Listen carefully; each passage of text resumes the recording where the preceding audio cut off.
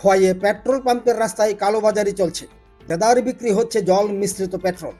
হাতে নাতে পাকড়াও হলো এক ব্যক্তি। অভিযোগ, যেই কাজটা খাদ্য ও জনসংভরণ দপ্তর অথবা এসডিএম কিংবা পুলিশের করা দরকার ছিল, সেটাই করে দেখালো খোয়াইয়ের সাংবাদিক মহল।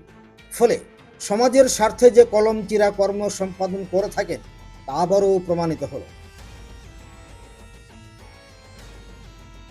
অভিযোগ যে যেখানে সারা দেশে জ্বালানি সংকট চলছে, বিভিন্ন পেট্রোল পাম্পগুলিতে দীর্ঘ লাইন দেখা যাচ্ছে, সেখানে খোয়াইয়ে পেট্রোলের সংকটে দেখা দিলেও পেট্রোল পাম্পের 50 মিটারের মধ্যে খোলা বাজারে পেট্রোল বিক্রি হচ্ছে দেদারভাবে, তাও আবার জল মিশ্রিত বলে খবর।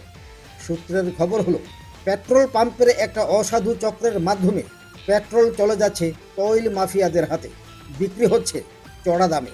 অথচ পেট্রোল পাম্পে গেলেই বলা হচ্ছে নাই নাই। ওই ঘটনার খবর সাংবাদিক মহলে পৌঁছতেই ক্যামেরা তাক করা হয়। খবর পেয়ে ঘটনাস্থলে পৌঁছায় সুভাষ পার্ক আউটপোস্টের পুলিশ সহ খাদ্য দপ্তরের কর্মীরা। চলছে তদন্ত।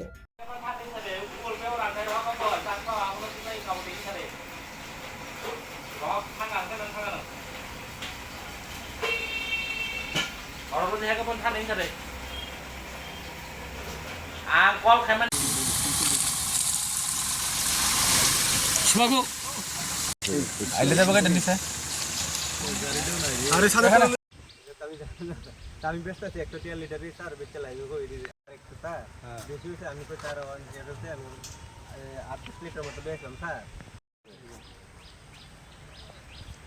আপনারা করেন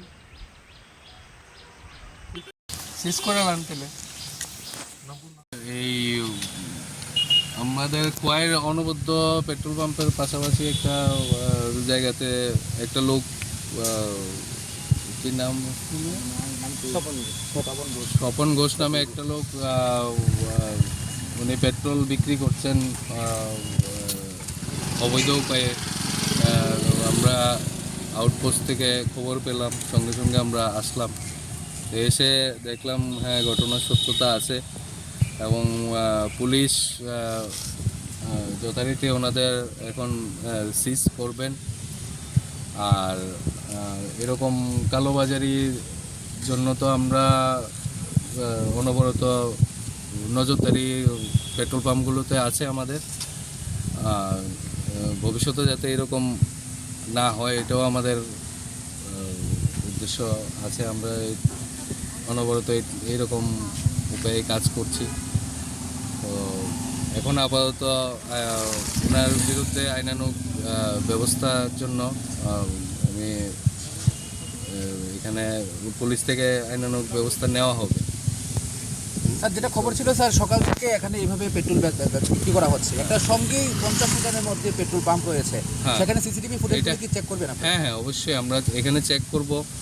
যদি কোনো ঘটনার এটার সাথে কোনো যোগসূত্র পাওয়া যায়, আমরা অবশ্যই পেট্রোল পাম্পের বিরুদ্ধে ব্যবস্থা নেব। এটার বাইরে রান্নার গ্যাস নিয়ে একটা বাজারে একটা ক্রাইসিস, তার মধ্য দিয়েও বাজারের মধ্যে 2500-3000 টাকা না, এখন এইরকম আমাদের কাছে কোনো অভিযোগ আসেনি।